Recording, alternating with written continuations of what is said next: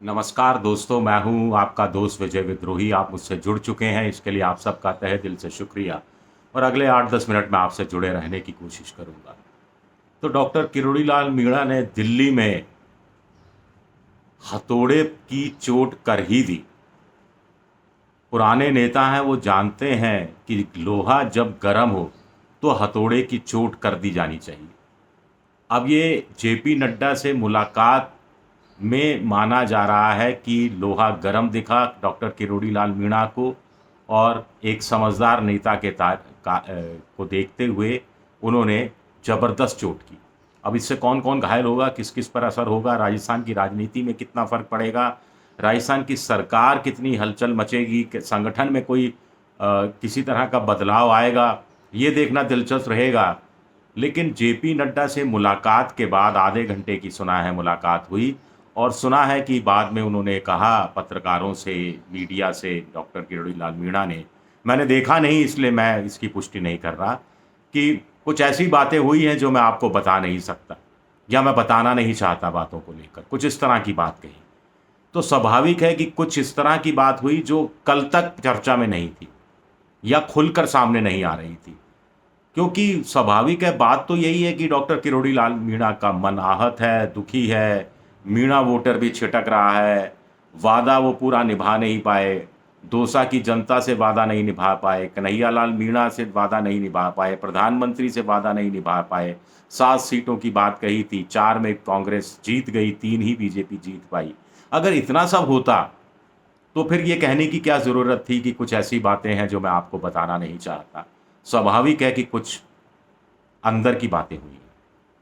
Body language बता रही थी कि डॉक्टर किरोड़ी लाल मीणा कुछ कुछ संतुष्ट दिखाई दे रहे थे। अब ये कयासबाजी ही हो सकती है कि क्या हुआ होगा मुलाकात के दौरान। एक बात तो तय है कि जेपी नड्डा ने उनको कहा होगा कि आप इस्तीफ़ा वापस ले लीजिए, और अभी आपको इस्तीफ़ा देने की ज़रूरत नहीं है, हम गौर कर रहे हैं, आपकी सारी मांगों पर गौर करेंगे, और आश्वासन दिया होगा और पूरी गंभीरता से गौर करेंगे, और आपके साथ अन्याय नहीं होगा, इंसाफ होगा, नाइंसाफ़ी नहीं होगी, कुछ इस तरह की बातें कही होगी। मंत्री पद पर बने रहिए, या फिर बड़ी ज़िम्मेदारी की बात हुई होगी क्या? राष्ट्रीय राजनीति में उनको बीजेपी के केंद्रीय संगठन में कोई बड़ा पद दिया जा सकता है क्या? मामला थोड़ा-सा इसमें लगता नहीं है, क्योंकि जेपी नड्डा साहब खुद एक्सटेंशन पर चल रहे हैं। अगले 2-3 महीने में नया अध्यक्ष आ ही जाएगा, तो नए सिरे से चीज़ें तय होंगी। लेकिन बीजेपी कम से कम ये नहीं चाहती कि राजस्थान में विधानसभा के उपचुनाव तक, या फिर उसके बाद महाराष्ट्र, हरियाणा, झारखंड में विधानसभा चुनाव होने तक किसी भी राज्य से कोई बगावत की खबर चली जाए, कोई इस्तीफ़े की खबर चली जाए। आखिर बड़े नेता हैं, वरिष्ठ मंत्री हैं, मीणा समुदाय के बड़े नेता रहे हैं। तो ये सब वो गलत नैरेटिव सेट हो छवि को लेकर, ये सब नहीं चाहती।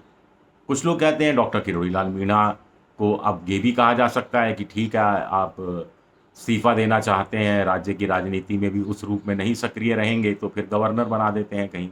मुझे नहीं लगता डॉक्टर किरोड़ी लाल मीणा के सामने ये कोई बात रखी गई होगी। अगर रखी भी गई होगी तो डॉक्टर मीणा ने तो साफ तौर पर इनकार कर दिया गया होगा, क्योंकि भास्कर अखबार में उनसे सवाल पूछा गया, क्या आप अपनी ही सरकार के खिलाफ भ्रष्टाचार के मुद्दों पर संघर्ष करेंगे? तो उन्होंने ये जवाब नहीं दिया कि उनकी सरकार में कोई भ्रष्टाचार नहीं है और कोई मुद्दा ही नहीं है भ्रष्टाचार का। उन्होंने सीधा कहा कि बिल्कुल मैं संघर्ष करूँगा, और न्याय के लिए संघर्ष करूँगा, भ्रष्टाचार के खिलाफ मेरी लड़ाई जारी रहेगी, और अगले 10 साल तक कम से कम जारी रहेगी, सड़क की राजनीति करते रहेंगे।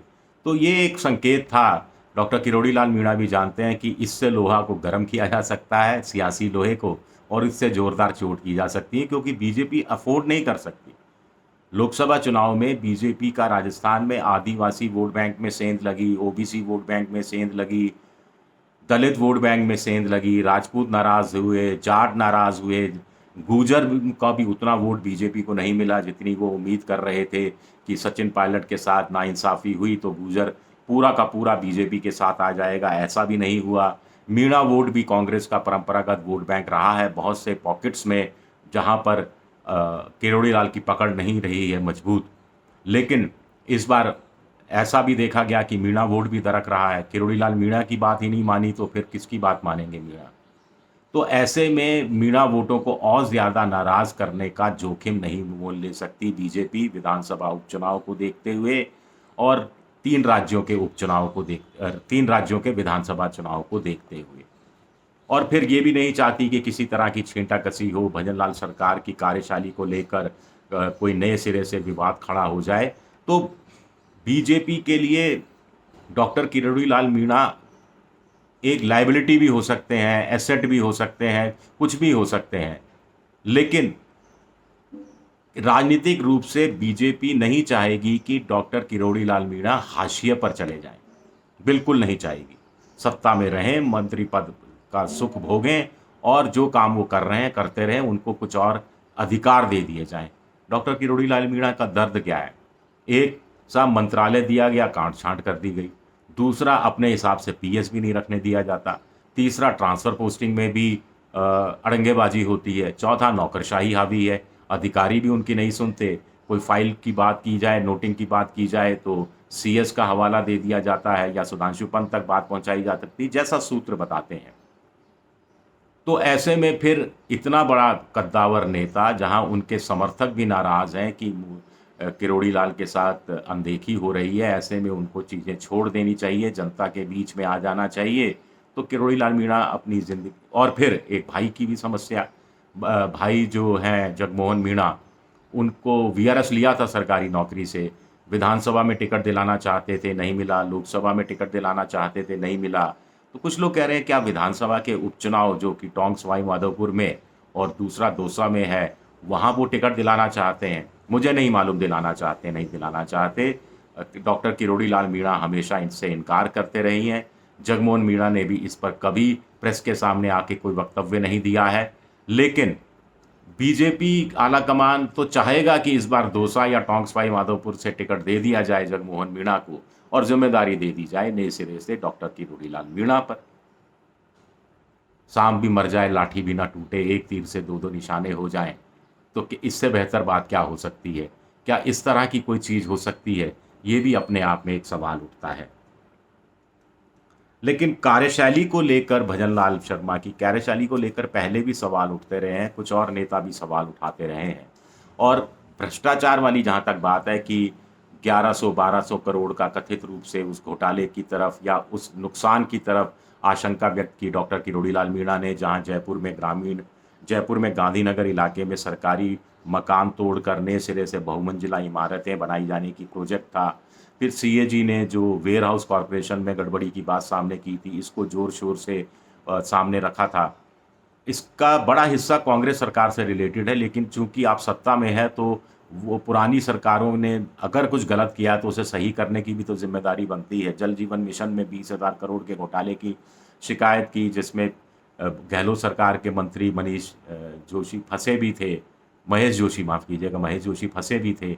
लेकिन वो सिलसिला अभी तक चल रहा है। इस सरकार के दौरान भी वो सिलसिला ख़त्म नहीं हुआ है, जिसको ख़त्म करना चाहते हैं और उस दिशा में बड़ी पहल की डॉक्टर किरोड़ी लाल मीणा कर रहे थे और उनकी चिट्ठियों का समुचित जवाब नहीं मिला। कुछ लोग कह रहे हैं कि प्रधानमंत्री तक को खत लिखा गया, मुख्यमंत्री तक को खत लिखा गया, लेकिन वांछित जवाब उनको नहीं मिला। तो अब ये देखना दिलचस्प रहेगा कि डॉक्टर किरोड़ी लाल मीणा क्या करते हैं या पार्टी उनके साथ क्या करती है। 70 पार के हो चुके हैं, कोई विकल्प बीजेपी के अलावा मुझे लगता नहीं डॉक्टर किरोड़ी लाल मीणा के पास है। वैसे 2008 में भी उन्होंने एक बार बीजेपी छोड़ी थी, कांग्रेस का हाथ थामा था, खुद मंत्री रहे, फिर बाद में उनकी पत्नी गोलमा देवी अशोक गहलोत सरकार में मंत्री रही, लेकिन वो पुरानी कहानियाँ हो गई हैं और अब ऐसा संभव लगता नहीं और बीजेपी के पास भी कोई विकल्प नहीं है। भले ही बीजेपी के कुछ नेता कहते हों कि डॉक्टर किरोड़ी लाल मीणा की मीणा वोट बैंक में वो पकड़ नहीं रही जो एक वक्त हुआ करती थी, लेकिन मरा हाथी भी कहते हैं ना कि 1.25 लाख का होता है। चलिए, शुक्रिया मेरा ये वीडियो देखने के लिए। पसंद आए तो लाइक कीजिए, सब्सक्राइब कीजिए और शेयर ज़रूर कीजिए। शुक्रिया, बहुत बहुत शुक्रिया।